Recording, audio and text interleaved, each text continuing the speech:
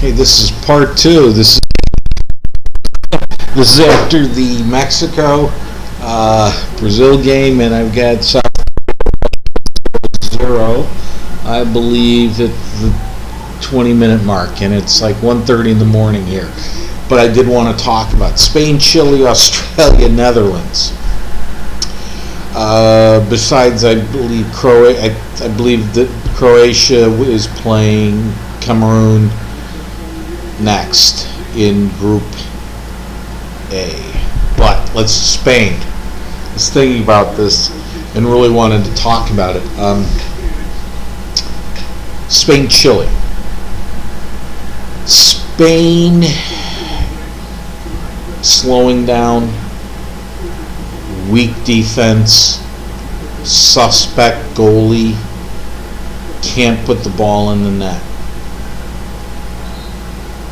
Now, history, they played Chile 10 times, they've won 8, 2 draws. They played 4 years ago in the knockout round, I believe, of the World Cup.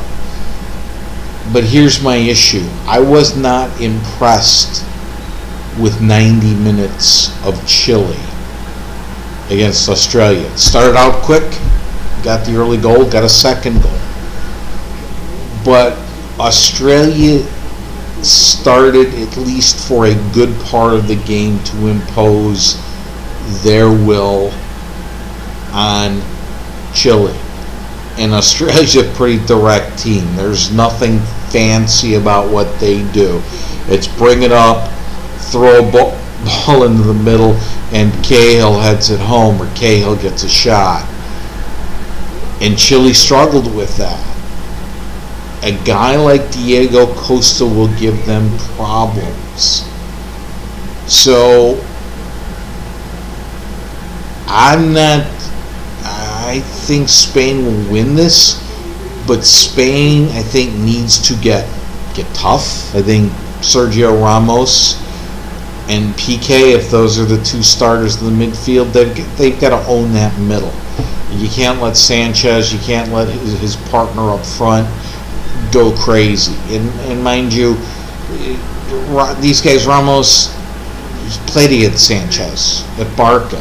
PK plays with Sanchez. They ought to know him pretty well.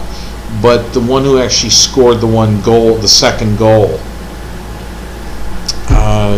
again, I'm familiar with the names, I'm not, but the way they move it, they come at you with skill, but they run out of gas. And I think the Spanish team has at times played a physical game. They did in the Euro 2 years ago when Ramos went and flattened Balotelli in the first 30 seconds of the game. I think it was a message sent to him, and it worked because Balotelli backed off the whole game. Spain can play you tougher. Alonso can play a physical game. And Chile's got skill, but the fact that Australia was able to play them pretty even most of the game, and Chile looked pretty dead, and Brazil warm, humid, even though nobody but the South American teams seem okay with the weather, and to an extent the African teams. The European teams are struggling. Italy struggled, England struggled, I saw it in Spain struggled, I saw it, I've seen a lot. The U.S. struggled with, it's not that I don't think they're a fit team, they just struggled with the heat and humidity, obviously the injuries too. Ghana, they were the fitter team there.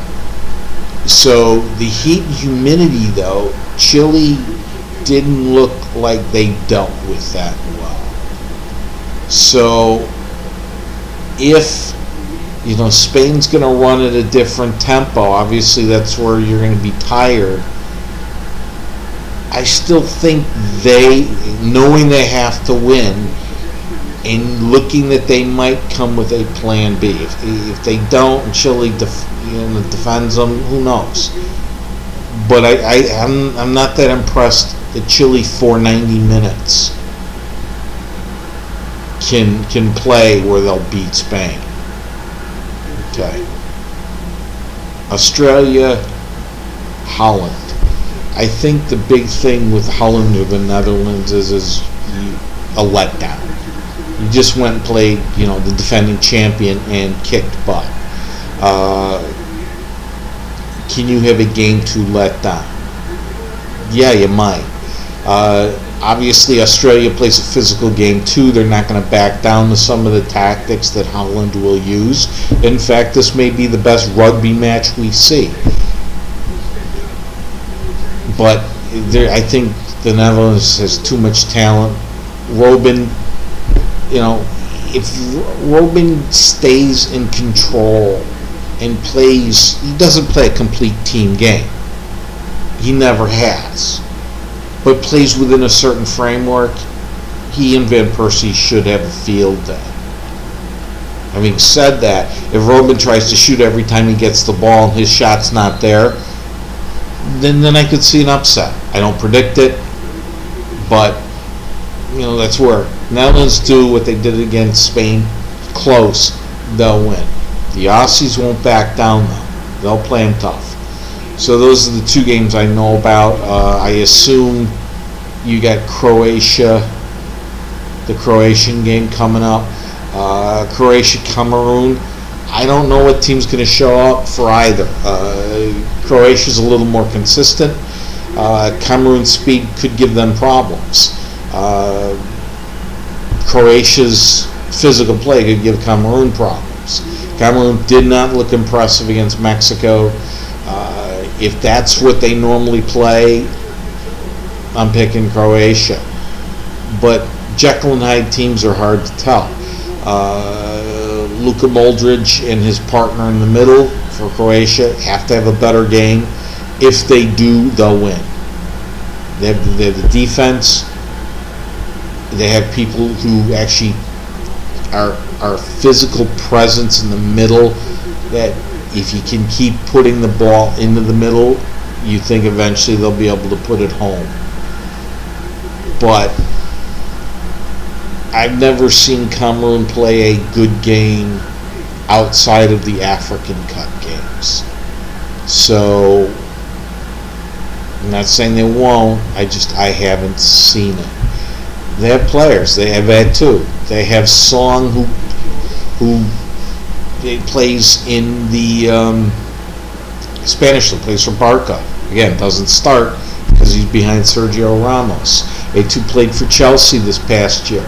And in big games, he was always good to get a goal. They have another gentleman, I forget, who can play up with A2 as a partner who can score. So I'm not sure who shows with that team. So history, you got to go with Croatia. But I'm waiting for Cameroon to break out and have a big game. This could be the time. So look forward to it. And again, happy World Cup and broadcast later.